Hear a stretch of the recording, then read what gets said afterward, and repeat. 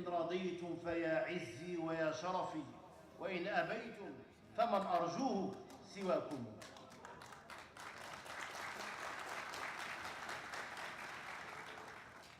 يعجز اللسان أن يتكلم في هذا المجلس الرباني الذي لا شك أنه تحفه الملائكة وتغشاه الرحمة وتتنزل عليه السكينة ويذكره الله في من عنده.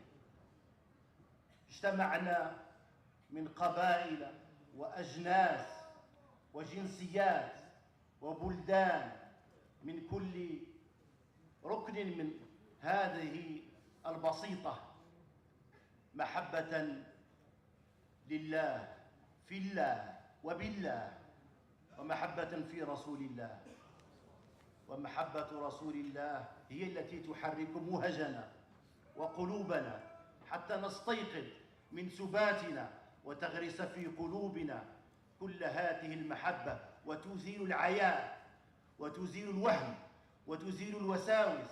إنها محبة رسول الله الرحمة المهداة. التكلم والتحدث عن رسول الله يوقظ الهمم، ينقذنا من السبات ويجعلنا نتحرك. هذه المحبة التي لا بد أن نعيشها في كل يوم، نعيشها في معاملتنا مع أنفسنا ومع محيطنا ومع الآخر. إنها نفحتك يا رسول الله، والسلام عليك يا رسول الله، والسلام عليك يا حبيب الله، والسلام عليك يا من شرفك الله، والسلام عليك يا خير رسل الله قاطبة. وجبت له الرسالة وآدم منجلل في طينه. صلى الله عليك يا حبيب الله. وصلنا أيها الإخوان الكرام إلى جلسة الختام، ونظنها أنها ستكون لحظة وئام، ونرجو من الله أن تكون رسالة سلام. وبلا شك أنها ستكون رسالة سلام قلوب اجتمعت على الله، فمن كان لله دام واتصل، ومن كان لغير الله انقطع وانفصل. أنا جليس من ذكرني، فنحن نذكرك يا الله بقلوب يقظة خشعة، ونرجو عفوك ورحمتك يا الله. نرجو محبة رسولك، من يعتصم بك يا خير الورى شرفا الله حافظه من كل منتقم. ومن تكن برسول الله نصرته إن تلقه الأسد في آجامها تجي. نرجو أن نكون أيها الحضور الكريم، السادة العلماء الأفاضل، السادة الأساتذة، أيها السادة والسيدات الذاكرين والذاكرات الله كثيرا، إنها لحظة وصال مع الله سبحانه وتعالى. إنها نهاية مشرقة كما كانت بداية مشرقة في أول افتتاحنا لهذه الدورة. فالبدايات تدل على النهايات، فلا شك إن شاء الله أنها تكون إن شاء الله هذه الجلسة الختامية بداية لقلوب حبلى بمحبة رسول الله، بقلوب وأنتم تعودون كل واحد يرجع إلى منزله وإلى أهله، يرجع بهذه المعاني الفاضلة وبهذه القيم العالية، وعلى رأسها قيمة محبة رسول الله، حتى تكون منهجا لنا المحجة البيضاء وتحفظنا من الهلاك. نرجو أن نكون قد استطعنا بفضل هذا الزخم الوازن من المداخلات العلمية الرصينة من طرف السادة العلماء والأساتذة والفضلاء، وأن نكون قد أزلنا الغشاوة أزحنا ونزيح الستار عما يجهله الكثير بحقيقة الإسلام. هذا الإسلام أولئك الذين يرشقونه بسهام الاتهام ويلصقون به ما هو منه براء من عنف أو تطرف أو إرهاب، وهو ما أصبح يسمى بالإسلاموفوبيا. فما أبعد الإسلام عن هذه النعوت القدحية، ولو صبروا أغوار حقيقته وكلياته وكنهه ومقاصده التي هي درء المفاسد وجلب المصالح والمصلحة، ومنظوماته الفقهية والأخلاقية التي هي رحمة للعالمين، التي جسدها وفعلها نبي الرحمة إلى الواقع في أبعاده بسلوكه وبتعاليمه صلى الله عليه وسلم.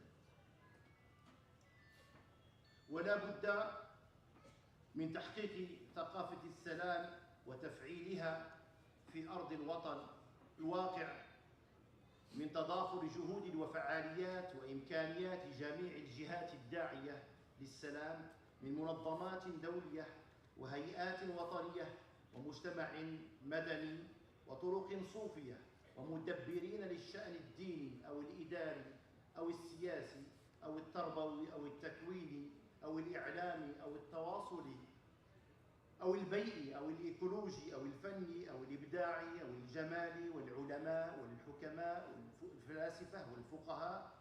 فالسلام أضحى قضية الإنسان كيفما كان وأينما كان، فهو القيمة التشاركية بين جميع الأديان والحضارات والثقافات والشعوب التي يجب أن تعطي له الأولوية وتوحيد الجهود كلها من أجل أن نشع كلنا، يعني كحكومات وكمنظمات حكومية وغير حكومية وطرق صوفية ومجتمع مدني، أن نهتم بالسلام وأن يكون هذا السلام قضيتنا الأولى.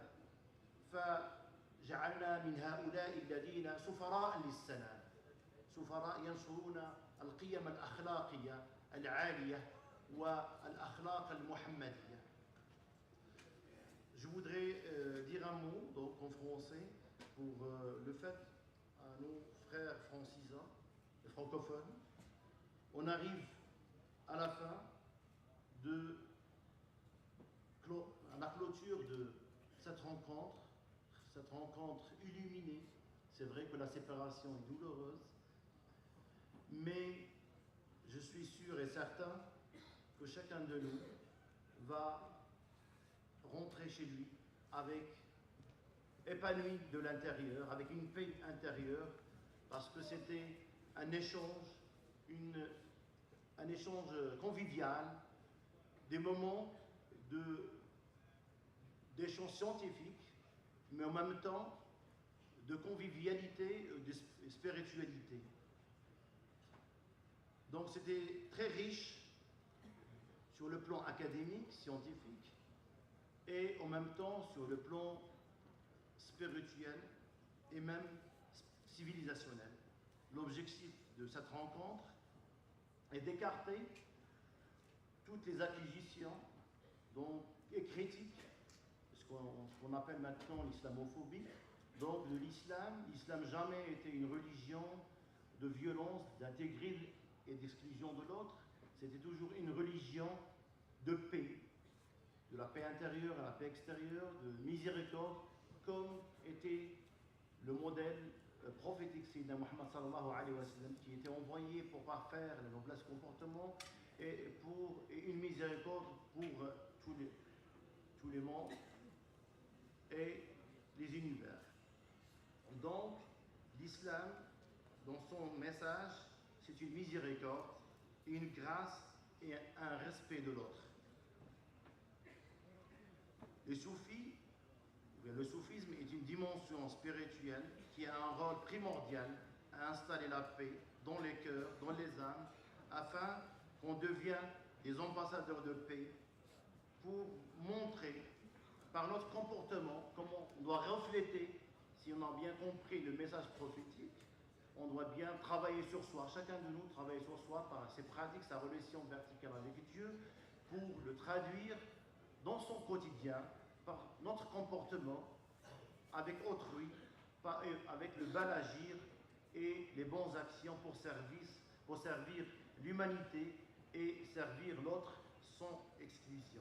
La question de la paix, donc, doit être une responsabilité de chacun de nous, soit institution publique ou bien non étatiques, ou bien les institutions internationales, les confréries soufis et les